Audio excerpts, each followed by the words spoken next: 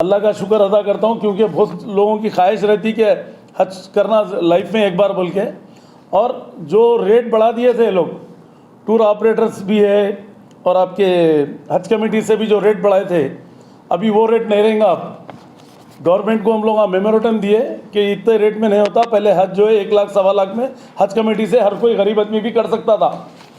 तो अब जो है ना, नहीं ये 4 लाख रुपए, 4.25 लाख, 4 लाख जो भी है, फिर उन्हें जाने के टाइम 1 लाख 1.5 लाख रुपए खर्चे को रखना ही पड़ता।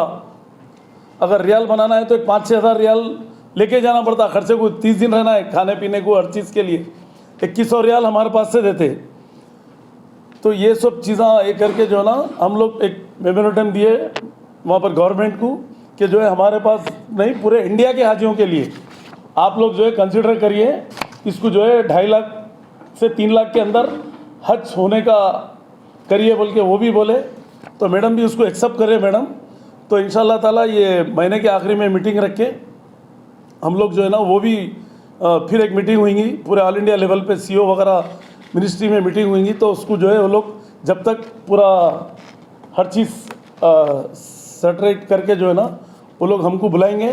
फिर हम लोग कुछ सजेशन देना है तो देंगे। परसों भी सजेशन दिए हम लोग। उस सजेशन में जो है अल्लाह का करम ये रहा कि वो लोग ये हमारे जो चीज़ हम लोग बोले हैं उसको एक्सेप्ट करें। और जैसा कि 20,000 रुपये सूटकेस के बोल के उसमें जो थे, मतलब जो 4 लाख जो होगा, 2 सूटकेस दे रहे थे वो, ये सब उसमें महंगे चीज़ें, तो हाजी से कट हो रहे थे पैसे। हो हाजी से कटने होने का है, पैसे देना है तो गवर्नमेंट गिफ्ट देना है।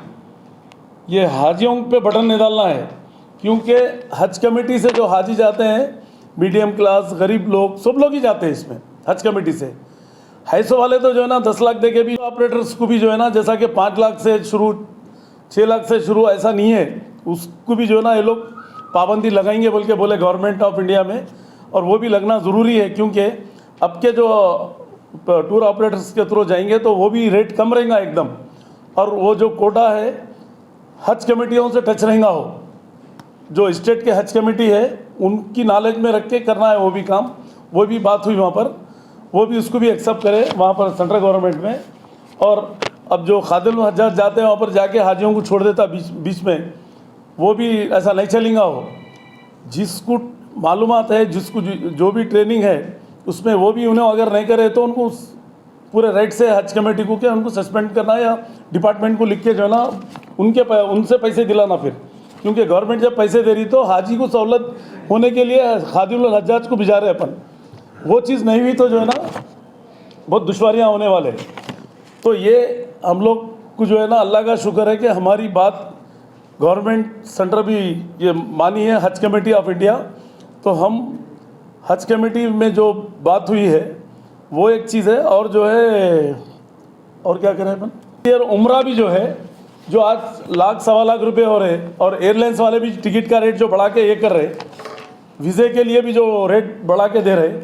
पहले वीज़ा हमको फ्री मिलता था, उम्रे का वीज़ा है जो भी है। अब आज 20,000 रुपये, 25,000 रुपये कोई ले रहा, कोई 15,000 ले रहा, कम से कम वो बोल के नहीं है, उसको मिनिमम 5,000 रुपये करना बोल के हम बोले, क्योंकि उम्रे